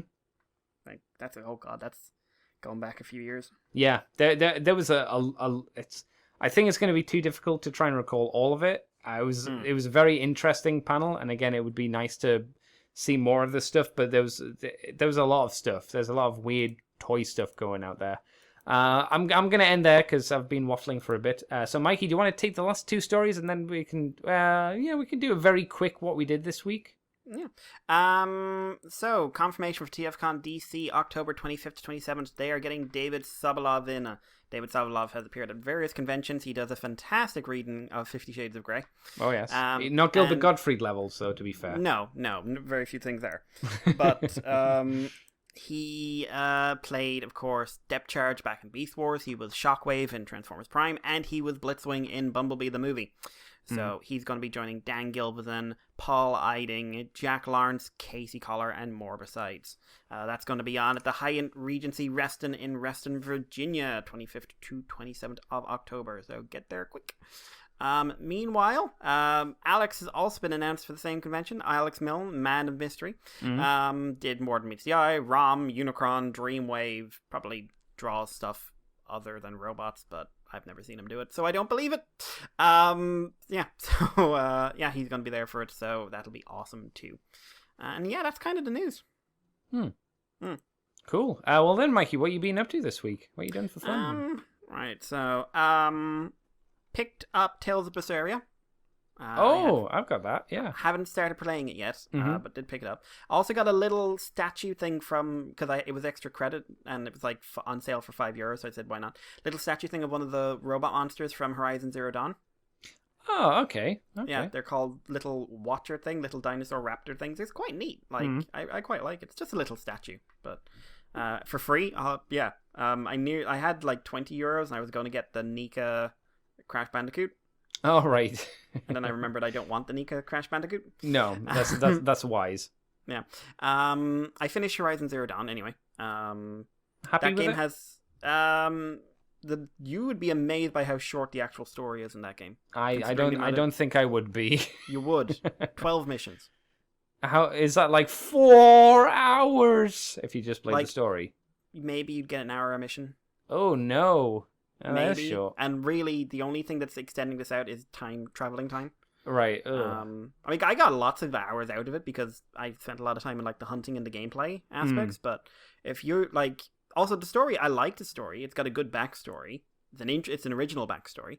Yeah. But I would not say the story is mind blowing. There's a couple of character moments I think are really bad. Okay. And there's a real problem with the side characters and how none of them really matter, which kind of really drives home something at the end of the game. Okay. Where you have like allies you've met along the way who join your side and they do literally nothing. Oh, good. Handy. And I was just trying to compare it to like something like Mass Effect, where they're like, oh, how many allies do you have? Oh, you're screwed. Yeah. Like, Mass Effect 2 at least. Yeah, it makes no difference whatsoever how many you have. But they don't do anything. They don't have a plot function. They're just there for like a sort of flavor text. Ugh. Finished Shantae, the genie game as well. That's a fun little platformer. That's a fun, like a lot of extra material. I only tried it out a little bit, but it was fun. Also started playing Rocket League of all things. Oh, I wouldn't have paid you for a Rocket League. I don't know. I was just curious. It was on PlayStation for cheap, like €5. So I said, why not? And you know what? It's really fun. It's genuinely really fun. It's really hard, but it's really fun. I'm terrible at it, but it's a blast. So yeah, got to pick something new to play. I've got a good list of JRPGs to get through. And that'll take some time as well. Yeah.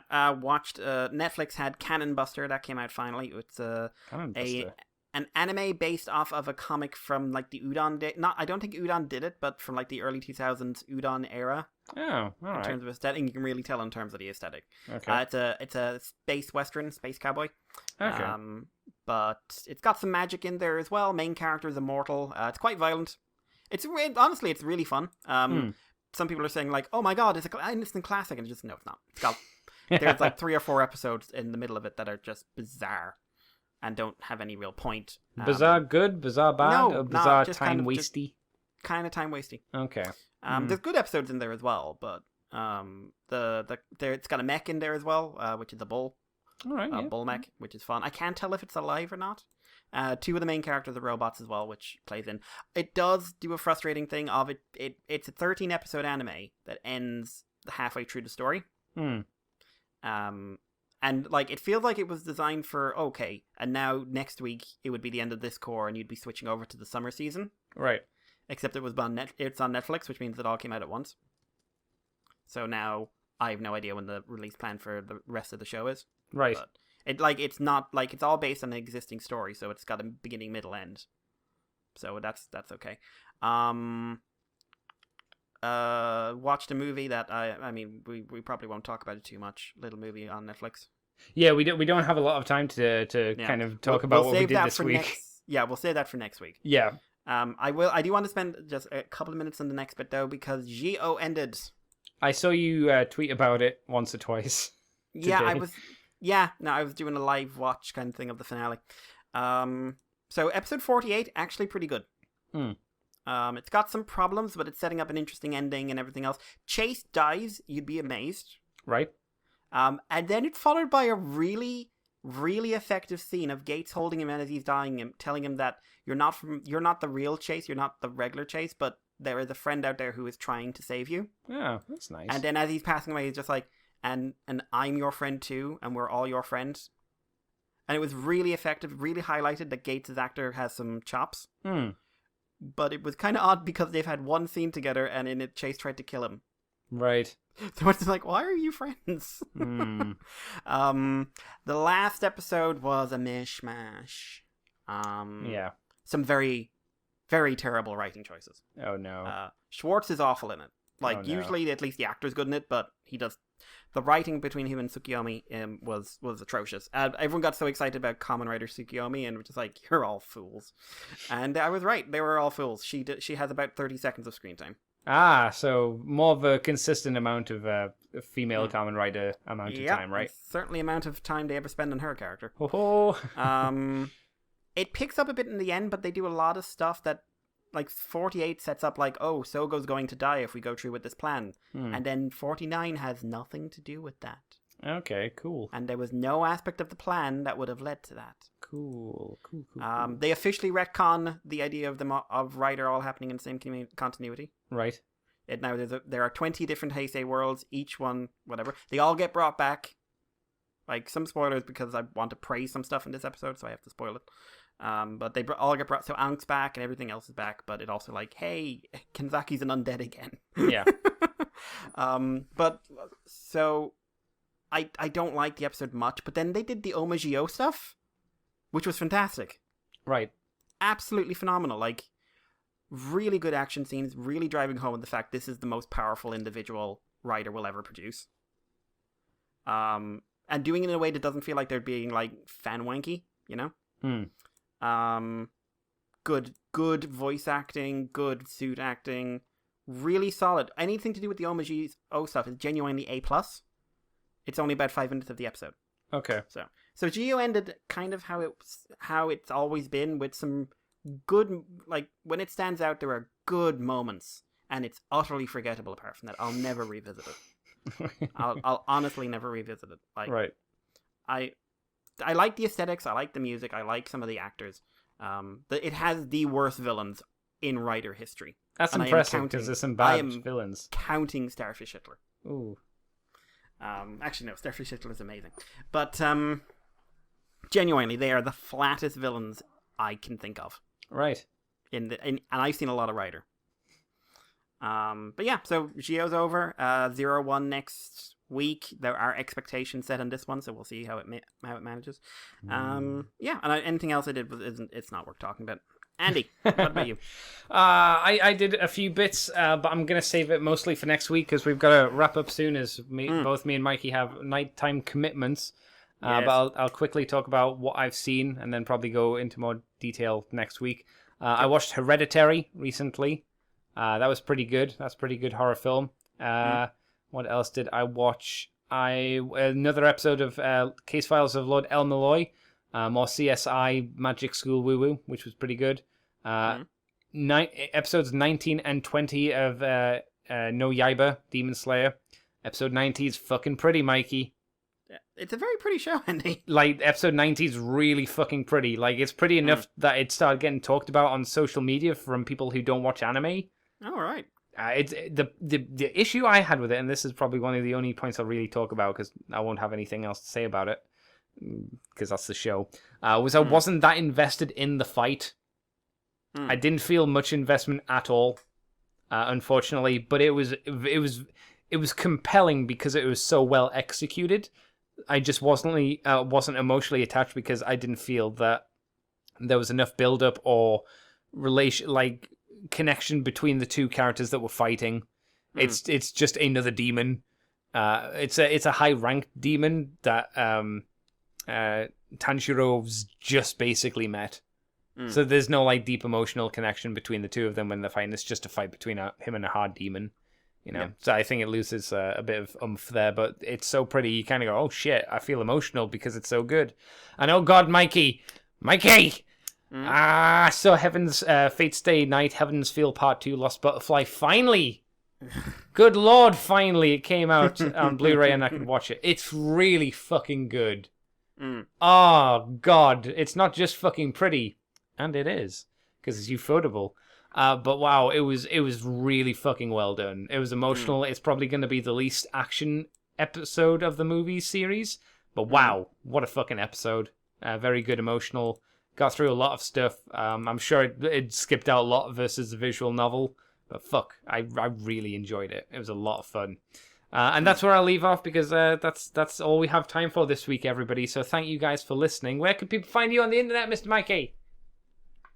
You can find me on Twitter as Irish Fellow. You can find me on YouTube as GWolf3. If you've got any feedback, we do have some feedback on the email, but again, no time, so we won't go into it. That'll be saved for next week. You can send us an email at themoonbase2@gmail.com. You can send us a message on Twitter, Facebook, Patreon, Libsyn, wherever you would like to contact us. And we'll get to it when we have time. Yeah, Andy, what about you? You can find me on Twitter, CCTFW, on YouTube as Cobra Commander TFW. Oof, wow, that got away from me. You can also find this podcast on the Moonbase 2 forums on Twitter, iTunes, Facebook, Libsyn, and YouTube as Moonbase 2 Transformers Podcast.